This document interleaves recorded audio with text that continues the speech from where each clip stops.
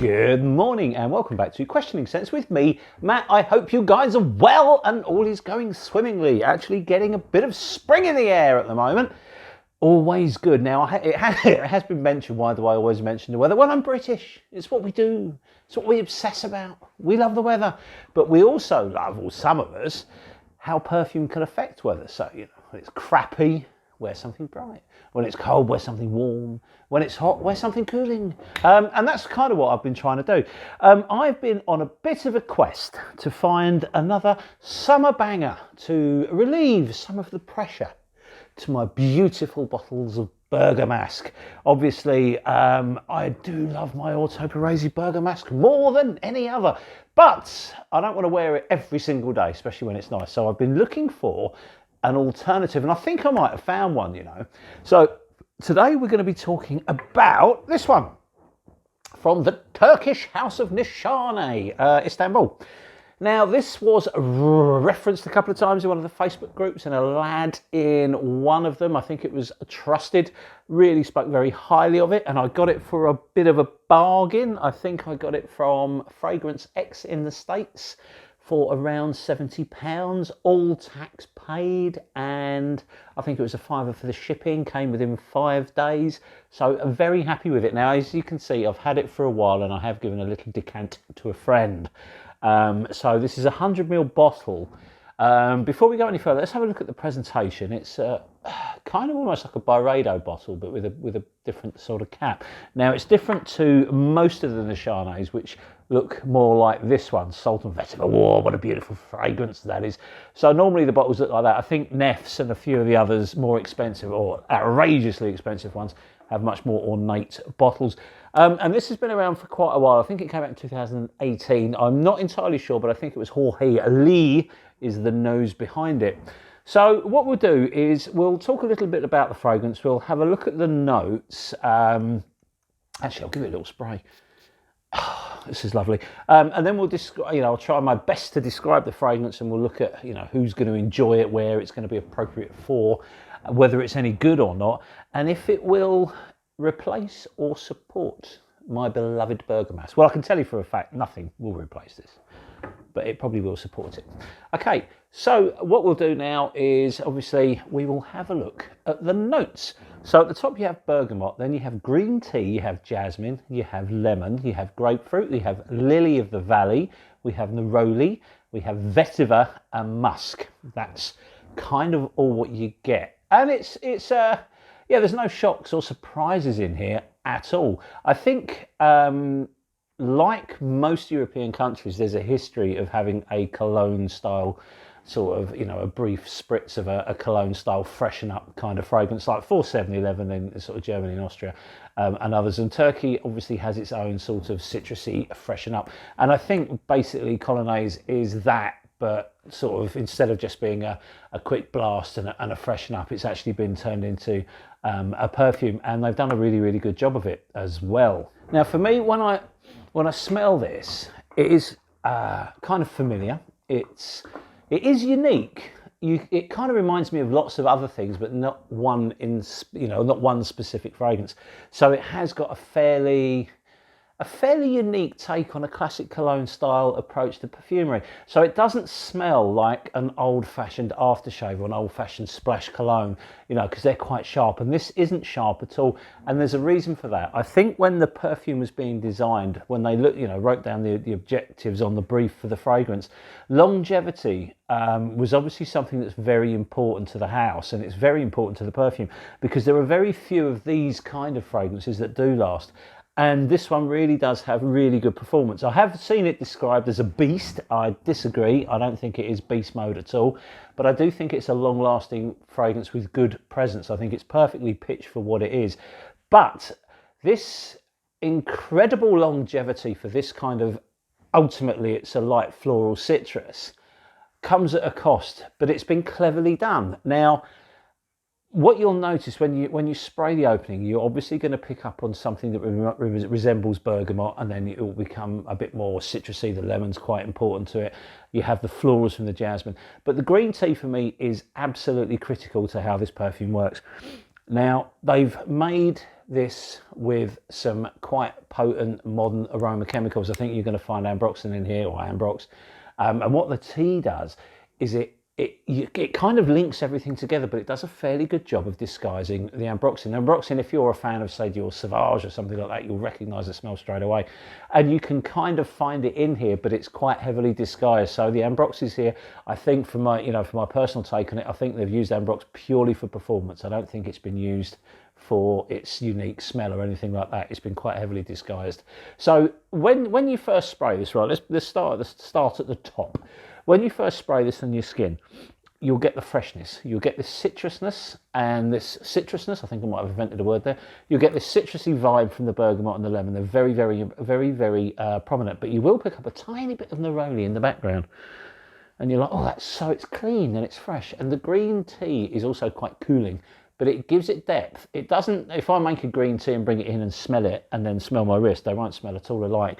I think the green tea, obviously, as I mentioned, does this kind of disguising the ambrox role, but it also helps to link everything together. So it's neither florally nor citrusy.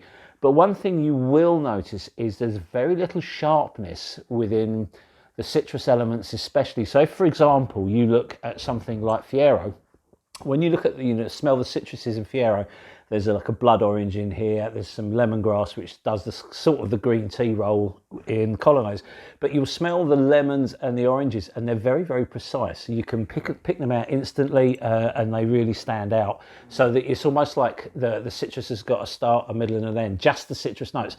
With this one, you don't. With Colognise, everything blends and moves and seamlessly flows together. And I'm pretty sure, I mean, I could be wrong, but I'm pretty sure it's the tea that's holding everything together. The jasmine gives a lift. It's non-indolic. There's no skankiness or anything like that. So it's all very clean and fresh and quite airy.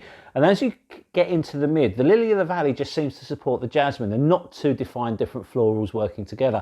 It just becomes one kind of floral note, which is still underpinned by the tea and the citruses. They play much more of a dominant role than the florals, but the florals are there. Now, grapefruit, I was hoping when I first got it that the grapefruit would be sharper and more precise, but it's not. It just seems to add to the freshness. And then as things drift forwards, the neroli will start to become more prominent. Now, the vetiver really does step up and it becomes quite grassy and fresh, and it's a clean vetiver. It's not overly earthy. And then you have this wonderful clean musk, which just lifts everything up. So the fragrance itself to wear is refreshing, and it's cooling, and it's bright, and it's airy. So it's really, really rather nice. And as I mentioned before, it is long lasting. There's definite presence when you first spray it. You know, when it first hit my skin, I thought, oh, do you know what? This might be a beast. But it soon drops off after about an hour or so, and it sits above the skin for a long time. So it doesn't project like a maniac for the whole time. It doesn't leave massive sillage, which it does in the opening, but that soon drops off. And you have a pleasant bubble around you, which lasts for a very long time. So it is a good performance. But what I've noticed is the more you wear it, the more you like it. When I first got it, I thought, oh, this is really pleasant. I don't particularly like to use the word pleasant when I've bought a fragrance. I want fantastic, I want groundbreaking, I want exciting. And it isn't any of those things, but it is really, really nice. And then the more you wear it, the more you become used to it and how it's going to behave on you, and the more you look forward to wearing it. And then all of a sudden, what starts off as a perfume that you're kind of okay with, it suddenly becomes one that you really, really like. So it's kind of like you sort of edge into it, and now I absolutely love it. I really, really enjoy wearing it, and I look forward to wearing it. So it has completely won me over. But I can imagine a lot of people that will test this in a sample or test it on a strip, and they think, oh yeah, that's all right, it's quite nice, don't really want it. You know, I've got this and this and this that do a similar thing, and that'll do. But the more you wear it, the more you actually really, really fall for it. So I do highly recommend it, but don't judge it on a test strip, or don't just spray it from a 2 ml sample and think, oh, that's pleasant, and then bin it, because you're missing out. It's such a great, great fragrance to wear. And I think when it becomes hot, it's going to be absolutely blinding. I think it's really, really going to be perfect. It's, you know, I work outside, so when I'm working in the heat, I love something that makes me feel fresh, something like Amouage Beach Up Man or Fiero, something like that. But these are, you know, really expensive fragrances, and this one, if you can get it for that kind of money, will do this job. And I think it will really, really help keep me smelling fresh and clean as the day goes on. So who can wear it? By definition, this is a cologne inspired fragrance, so it is going to lean masculine. So I think you know, it will certainly appeal to the more mature fragrance enthusiast, masculine, men, guys. You know, that's the market for this fragrance. I think it will smell devastatingly beautiful on a woman. In fact, so much so, some friends of ours came around for dinner the other week, the day before they went on holiday. They were off to Malta, so I decanted some for my friend so she could have a spritz of it when she got off the plane. And she said she did. She wore it. You know, they sort of potted around, went to the hotel before they had a shower, and she said she smelled amazing and now wants some more of it. So it will definitely appeal to female fragrance enthusiasts as well. One thing I will note though, because Neroli is mentioned in this, and it's quite noticeable in the fragrance, this isn't an alternative to Tom Ford's Neroli Portofino. I think I've read a couple of people think it is. I don't think it is. I think they're very different fragrances. I think if you like Portofino, you will probably like this. The Neroli is nowhere near as dominant as it is in the Neroli Portofino, but it is a really, really good fragrance. It's almost like a masculine, more masculine Neroli Portofino, I think would probably be a better way of describing it. I think it's a lovely, lovely fragrance. I think it will definitely appeal to everybody that likes a classic style smelling cologne. But because of the green tea and a couple of other twists, it doesn't feel like an old-fashioned fragrance. This feels like a very modern fragrance to me. A modern fragrance that's kind of a homage to fragrances of yesterday. I really, really rate this, actually. I think this is an excellent fragrance. I think if you can get it at the right price, it could even be a must-have. So the question is, will it replace Berger Musk? No, of course it won't. Nothing will. This is always going to be my #1 hot weather fragrance. But I'll tell you what, I'm really looking forward to wearing this in the heat because I think it's going to be superb. And I think in some respects it will be easier for me to wear this at work than Berger Musk, especially if I'm going to the office or something like that. So there you have it. My take on Nishane Colognise, an excellent fragrance that has somehow been kind of a little bit overlooked over time.